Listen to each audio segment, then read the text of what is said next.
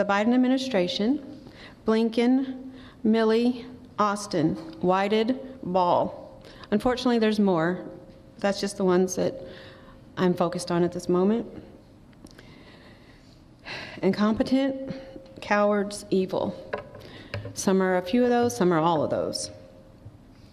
I want justice.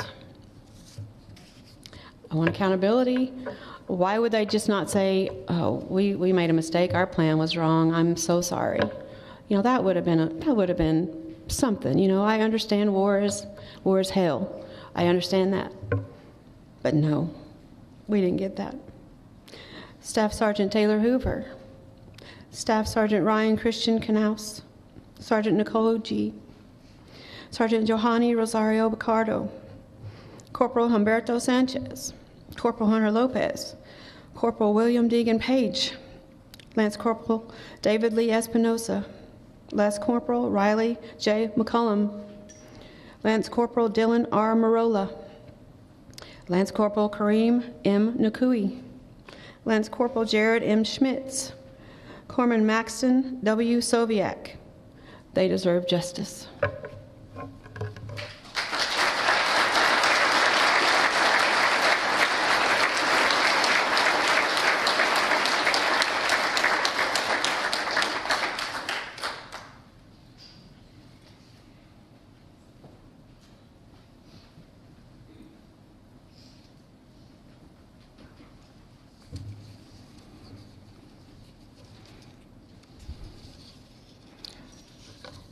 Good morning to all of you. I first want to start by saying thank you and acknowledging Congressman Issa and the rest of his staff and the various mayors sitting here on the stand. But most of all, I want to thank all of you for being here to listen to the hurt, the anger, the anguish that we feel for our children. My name is Darren Hoover. I'm the father of Marine Corps Staff Sergeant Darren Taylor Hoover. I'm his dad, but not the same, as we have different middle names. He's a man unto himself, a self-made man that left a hole in our families when he was taken from us by terrorists. He's left behind some pretty big shoes to fill, and if I'm being honest with you and with myself, they will never be filled. Not for lack of trying, as we strive every day to do, but that's the measure of the man he is and that he was raised to be. We miss him immensely, and time will never heal that wound. Kelly and I were blessed with Taylor. And as his parents, like all other parents, were given the sacred responsibility to protect and provide for his well-being. We were tasked with also teaching him about life. Now he's taught us so much more than we ever did with him. We raised him to know right from wrong. We raised him to be a patriot and to love this country that we are blessed to call home. We raised him to help others as they needed it or saw the need to do so, even if it seemed insignificant at the time.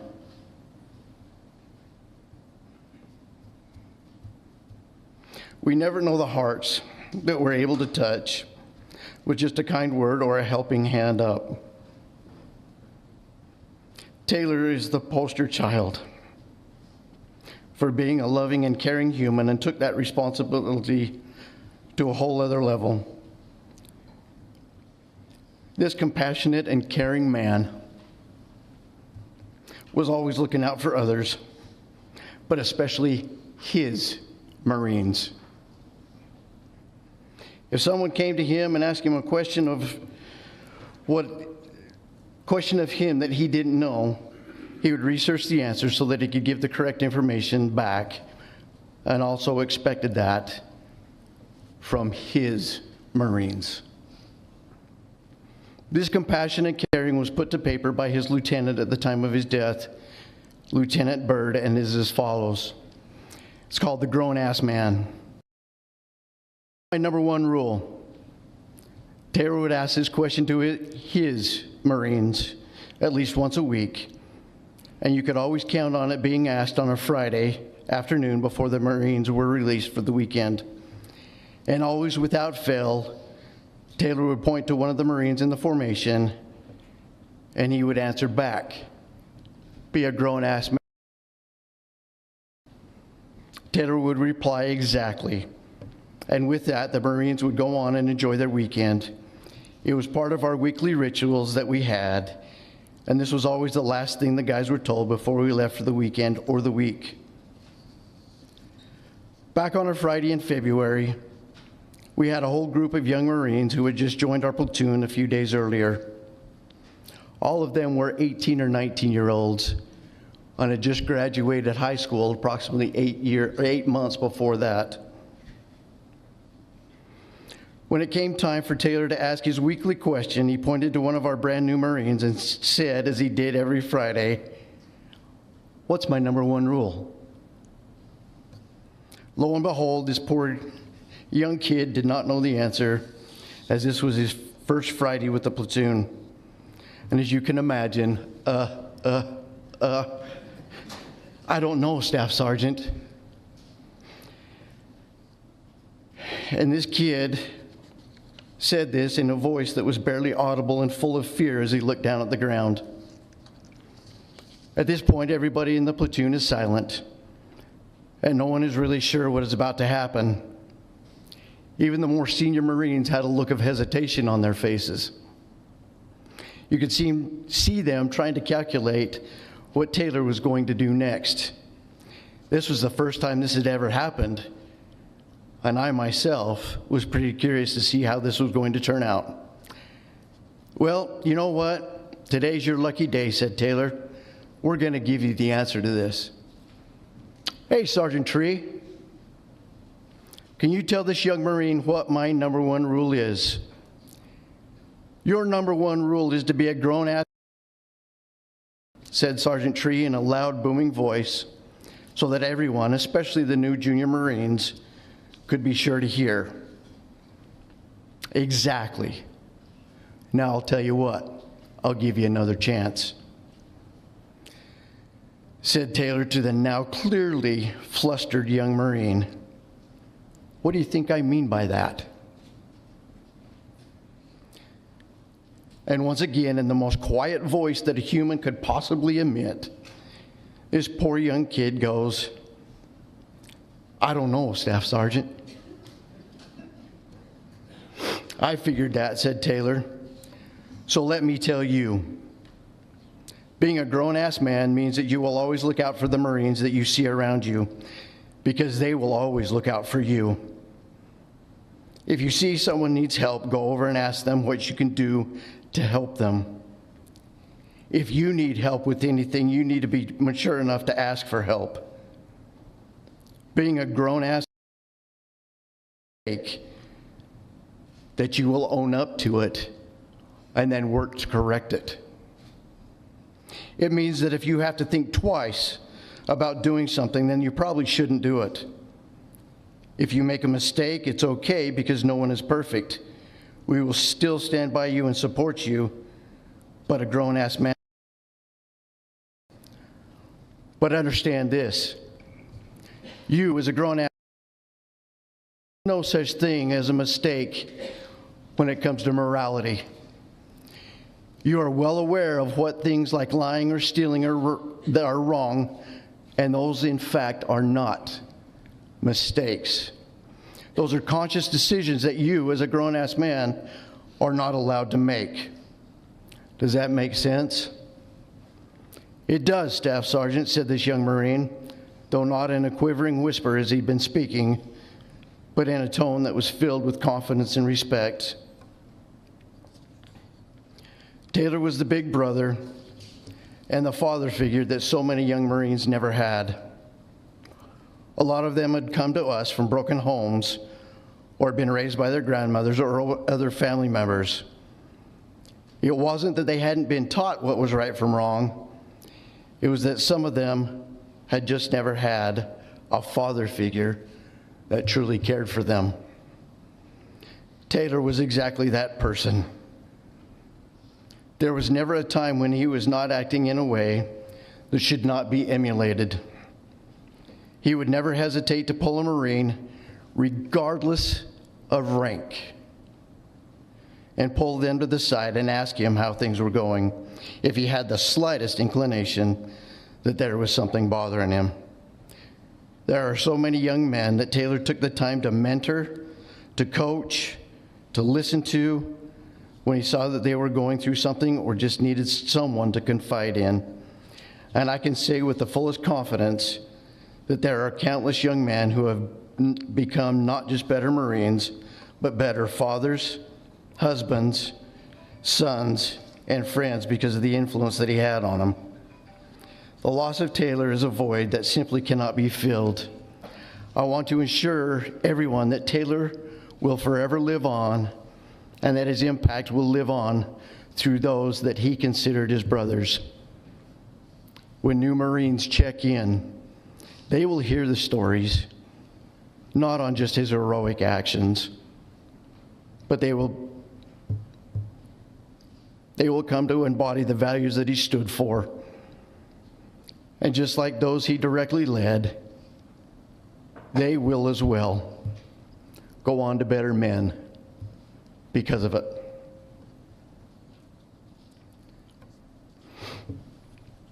Now, as I said in the beginning, that his mother and I took the responsibility for Taylor's safety and his well-being.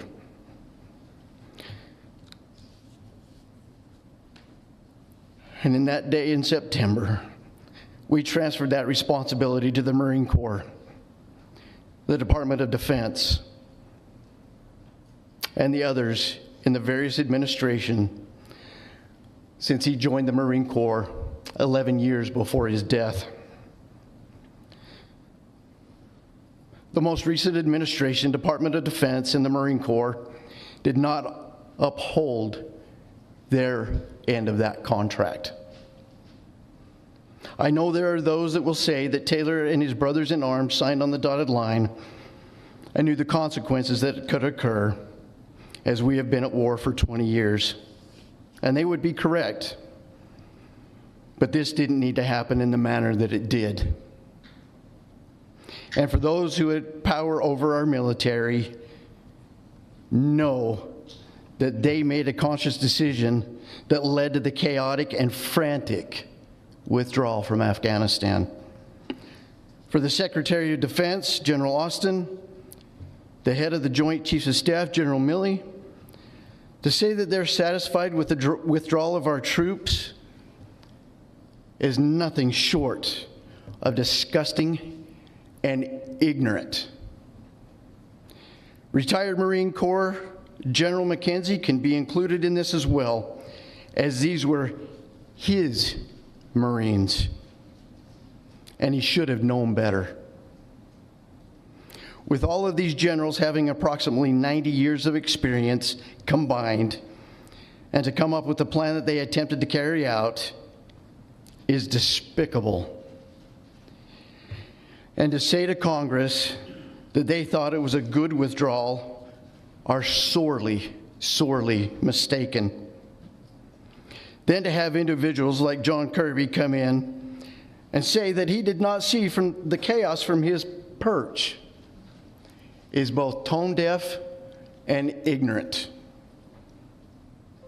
We've all seen the pictures and the videos as he was speaking. Now to the Secretary of State.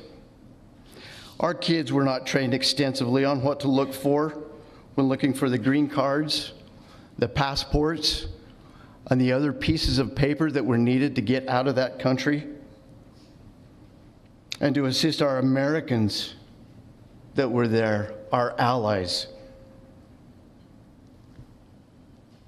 The Afghans, which just wanted to get out and a new life out from under the Taliban rule. To have the ambassador to Afghanistan changed out midway through all of this should be a huge red flag. Why was that done? Because the prior ambassador was not on board with the decisions being made and the way it was being handled? If that's the case, then something needs to be done. In closing, I'm calling out Secretary Blinken, Secretary Austin, General Milley, General McKenzie, Lieutenant Colonel Whitehead, who could not give the order to the snipers to take out the bomber before he detonated his vest, and ultimately the president. Do what our son did. Be a grown-ass man. Admit to your mistakes. Learn from them so that this doesn't happen ever again. You all need to resign immediately. Our sons and daughters have more integrity in their little toes than every one of them combined. You owe it to our families here today, to the other Gold and Silver Star families that have gone before, and most of all to the veterans who have given so much for this country so that we have the freedoms that we enjoy today. Thank you. Thank you.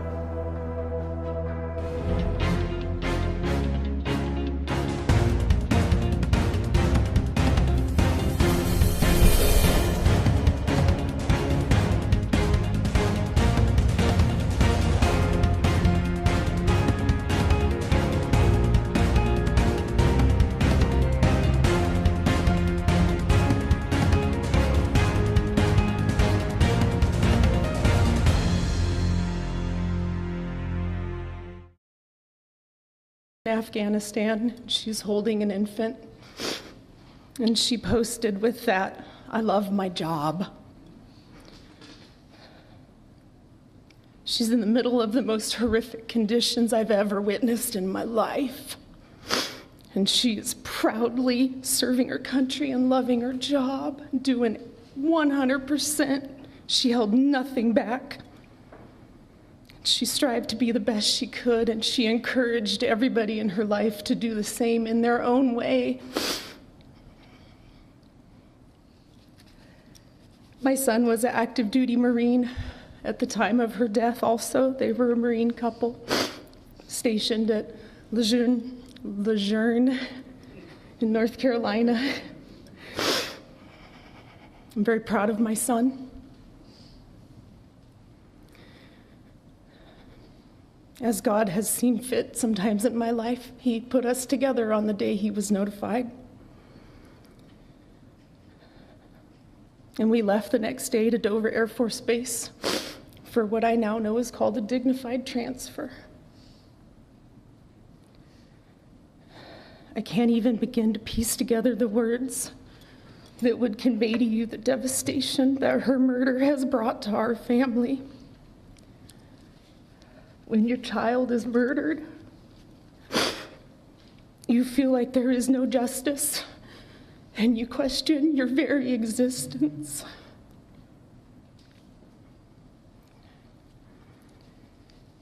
I'm happy to tell you that success with the support of the Marine Corps and mental health professionals does come in small doses, and you gain small footings every day to make a new chapter in your life.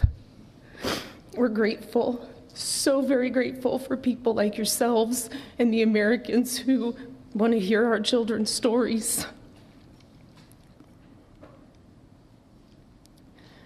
Because we don't get to make new memories with our children. All we have is our memories. All we have is the stories that we get to share with you guys. We're grateful for the support of people like Congressman Issa and several other congressmen who have been taking us and really allowing us to have our voices heard and to make it better for both our active duty service members, our veterans, and the next families that will have to welcome their children home in a casket draped with a flag. It will happen again. It is the cost of the greatest country on earth, and it's the cost of our freedoms. And we want to make sure that while we can't bring our children back, the next ones will be treated with more respect. The respect that they earned by dying for our country. Helping for a positive change is a silver lining for our family. When our leaders, including the Secretary of Defense and our Commander-in-Chief, call this evacuation a success, as if there should be celebration, it is like a knife in the heart for our families and for the people who came back and for every service member that served over this 20-year war. I live every single day knowing that these deaths were preventable. My daughter could be with us today. And that wasn't just one decision, it was many decisions. Many times over, it could have been stopped. So to call it a success is an ultimate disrespect for the very people that deserve every ounce of respect that we can give them. That day, there were 13 avoidable deaths of our service members, 30 plus critically wounded warriors who have our hearts. These young men and women came back bigger patriots than they left. I don't know how that's possible, and I admire them from the bottom of my heart. We left thousands of allies behind. Billions of dollars in resources for them to use against us.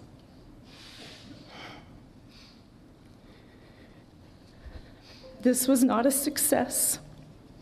And doing the same thing and expecting different results is the definition of insanity. What we're asking for is to stop the insanity and make it better for the next group. Thank you.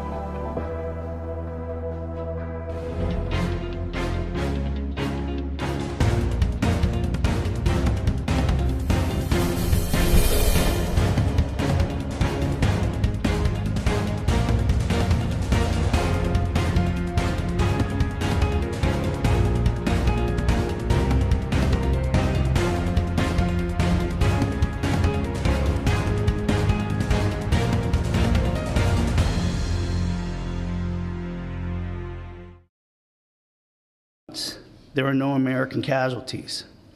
In the House of Foreign Affairs Subcommittee, Congressman Crow asked of Colonel Kalinda if after that agreement was signed, did the Taliban stop attacking U.S. soldiers? In which he replied, yes. Congressman Issa asked Colonel Krumich if he saw the actions in the last 9 months of the Trump administration as having any cause to the loss of the 13 soldiers' lives, in which Krumich stated, not during the Trump administration. And there was ample time in the Biden administration to change the course that led to the August 26 attack. When Congressman Crow asked Colonel Seth Krumich if the U.S. forces had not left in August of 2021, would the Taliban had resumed combat operations against the U.S. soldiers? He said, and I quote, I believe that if we had not pulled out by that date, they would have had a hard time once the winter started to be able to actually execute that, which would have given the Afghan government the time and the space to get their feet set to fight back, end quote. Krumich also spoke of the 3 strategic objectives laid out by the Biden administration, in which he said, we were not successful, and the senior decision makers had selective intelligence blindness, and that administrations controlled how we withdrew and when we withdrew. Congressman McCall stated, quote, I was there. We were there for the briefings from state, from DOD, and from the IC, and for months, President Biden ignored warning from his own generals and his own intelligence community and by bipartisan members of Congress about what happened on the ground, end quote. He classified the president as having, quote, a blind eye. And during the first 2 months of President Biden's administration, he was too busy reversing as many Trump policies as he could that he neglected to meet the April deadline. On April 14th, President Biden came out and said that he has negotiated an extension and that he was ending the 20-year war in Afghanistan to be completed by September 11th. And as he pointed out, and as pointed out by Congressman Mast, Jen Psaki stated, quote, the president is the ultimate decision maker, that he was the decision maker who chose to draw the date of September 11th. He was the decision maker who pulled out the people with the guns out before the people with the guns, before the people without the guns.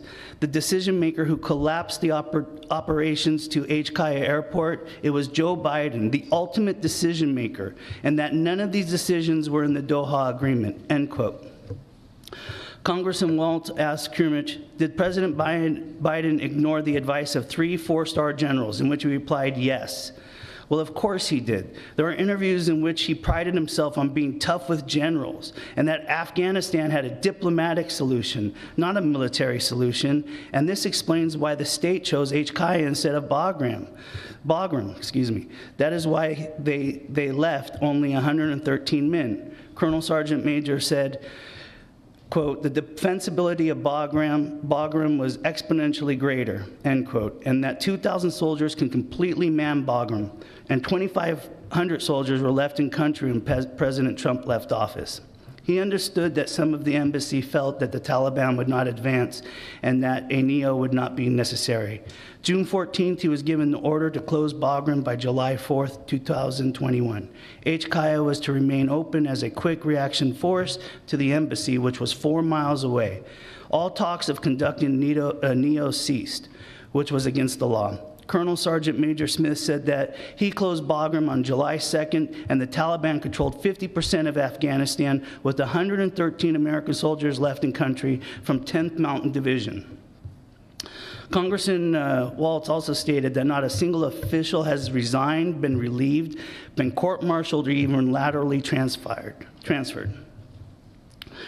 My life and that of my family's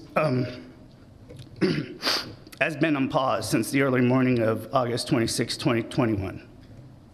The difference between the minutes of my life before that day and the minutes that pass after that day are contrasted drastically. The smells of the season, a certain song, an image, a picture, brings back the image and the images and the feelings, the pain and anxiety. The thing that upsets me most is that he exploded the most precious thing that a child learns from his parent, trust. Kareem enlisted and stood on that wall because he associated his government in the likeness of his parents. And the protection and love he witnessed growing up, he associated and compared to his government. My son needed a commander-in-chief who cared solely about his life, a commander-in-chief who, when sent a picture to the Taliban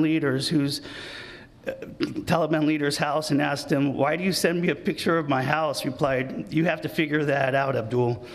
Instead, his commander-in-chief chose to use him as a pawn so he could meet his September 11th deadline and get the optics he wanted, and never honor my son or his brothers and sisters for their sacrifice for his picture.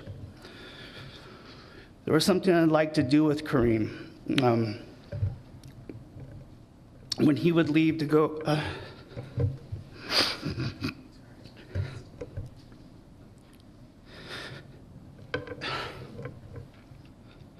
Sorry.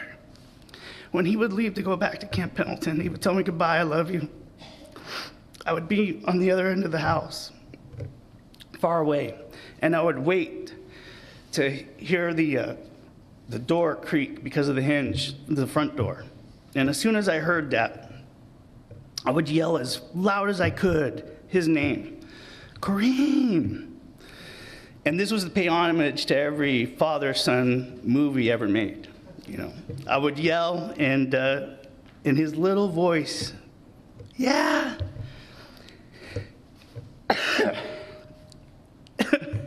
And I'd be like, "Avenge me." You know? And I would come and look at him, and he'd have the biggest smile. And now all I hear is him and his soft voice, "Avenge me." Thank you.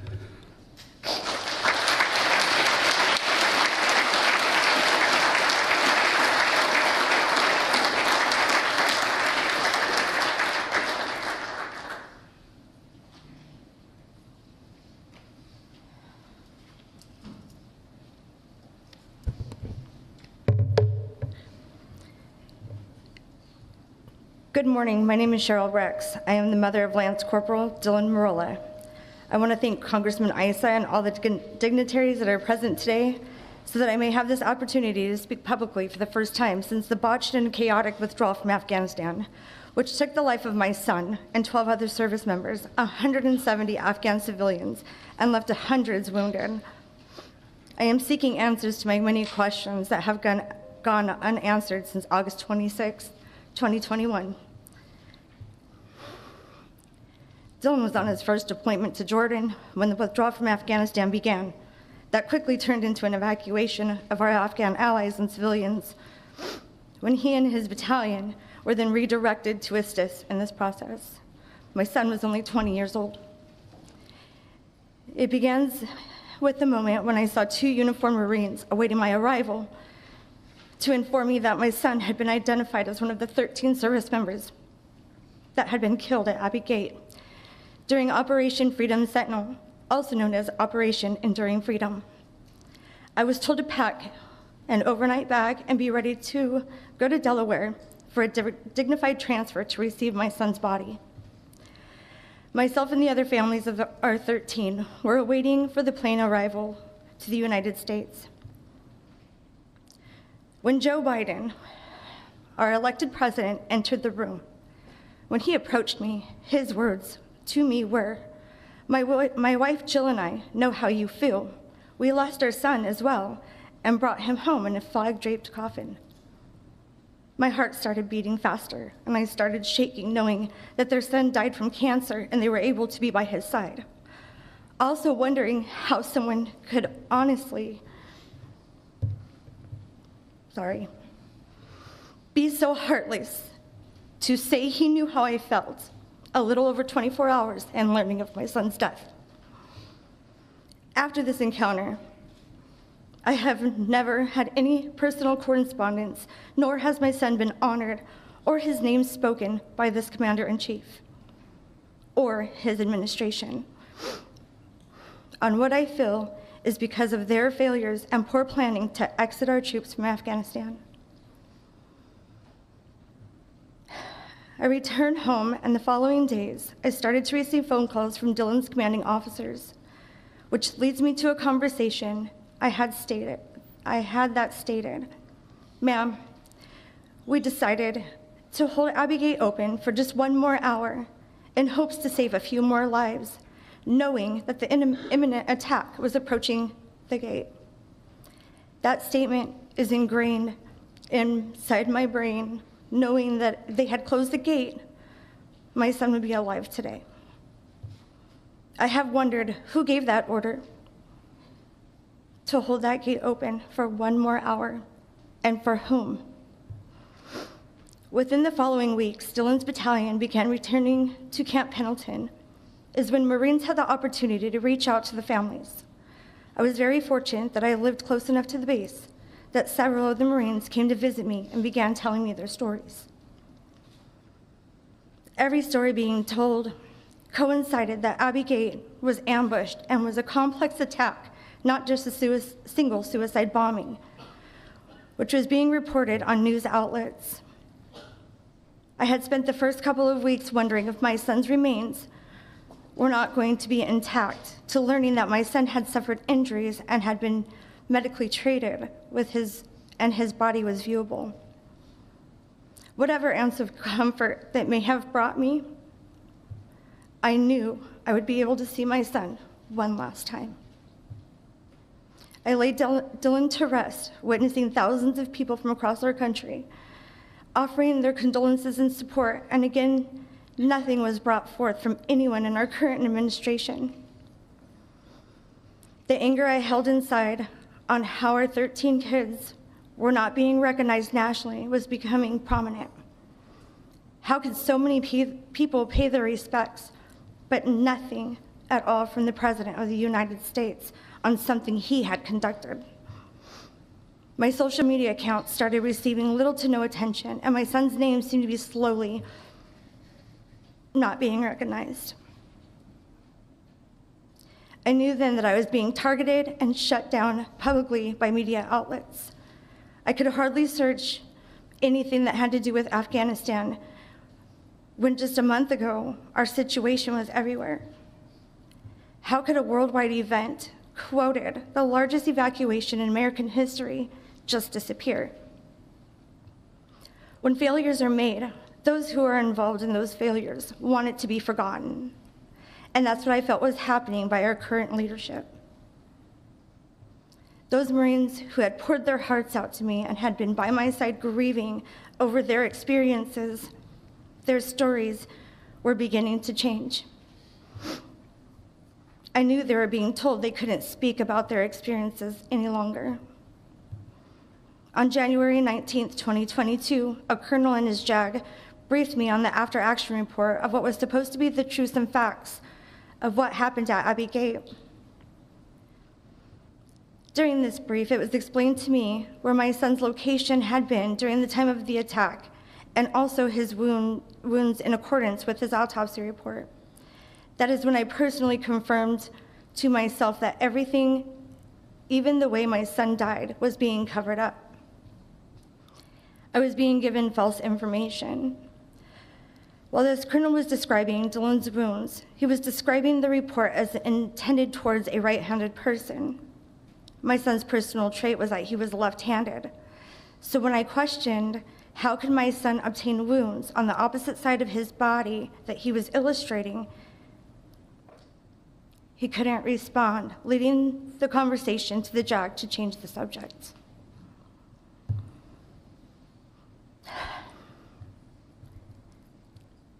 They continued into showing me drone footage that ultimately they claimed had a 3-minute unexplainable lapse.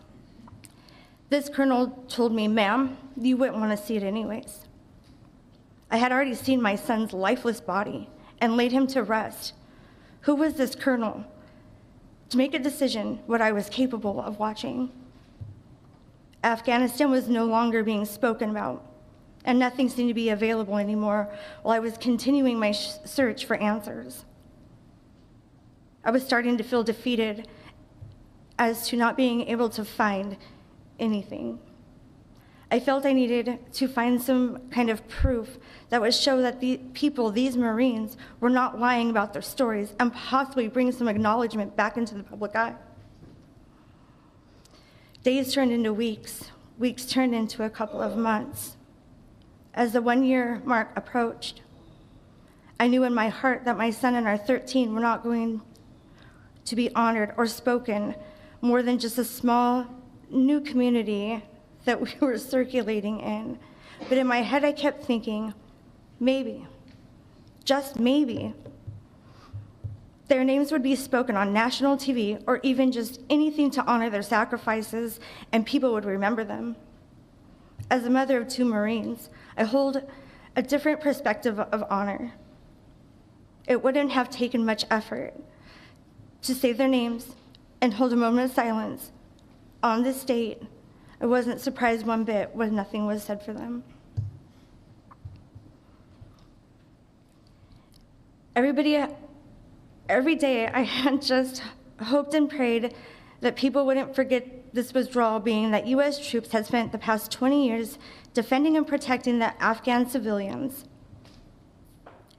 I was fighting an endless battle without being heard. From zero honor or respect from our current administration, being publicly removed, to lies and cover-ups over facts and truths that